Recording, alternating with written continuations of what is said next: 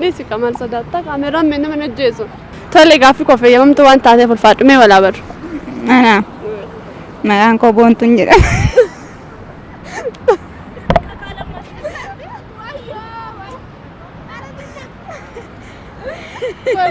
Boontuu Asfuun jedhama.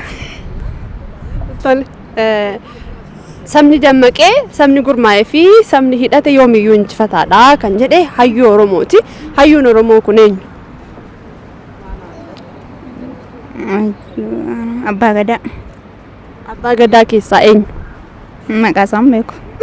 Gara Abbaa Gadaa ta'uu isaa yaadatta? Abbaa Gadaan kan jedhe keessaa jecha biraatti naa dabali. Jecha Abbaa Gadaan jedhe kana malee kan biraa tokkotti naa dabali waan yaadattu.